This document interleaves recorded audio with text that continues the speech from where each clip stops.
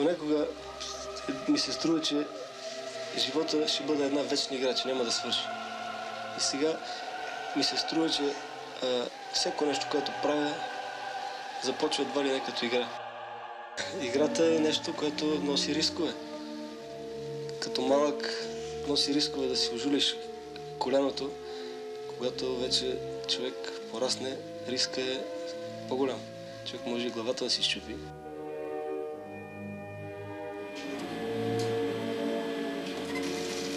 Аз знае, например, че върховете нямат край.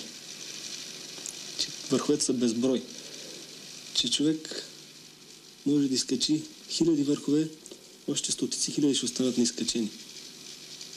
Но това не са само върхове, планински върхове, каквито ги разбираме в най-точния смисъл. Върховете са навсякъде около нас. Върхове в спорта, върхове в училището, върхове в игрите, върхове в приятелството. Един истински приятел, спечелен за цял живот, това е един връх, който остава винаги за теб. Бях напълно така дезориентиран, тъмнината беше пълна. Липсваха всеки парапети и ориентири. Все пак, докато беше по-светло, успях тук там да проследявам стари парапети, да проследявам следите от котките на Ицо, които явно показаха, че се е движил нагоре, няма следи от връщане надолу.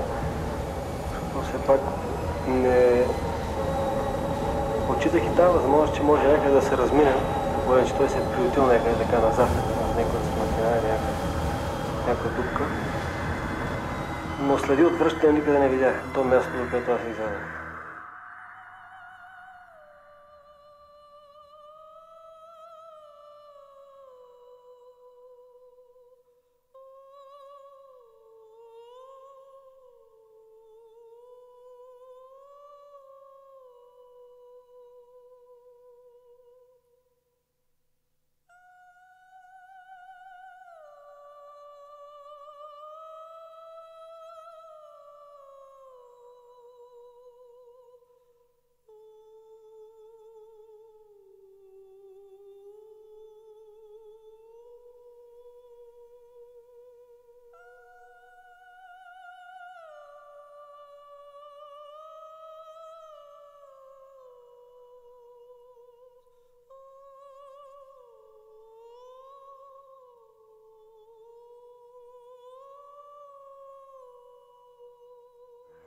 Въпреки всичко, аз бих искал да стигна до него, дори да е мъртъв, просто за да... То остана завинаги горе, под върха.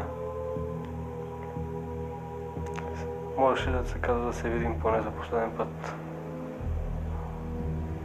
Някой каза да се качим, поне да му затворим очите. Мисля, че не е най-точното. Аз, например, не бих му ги затворил.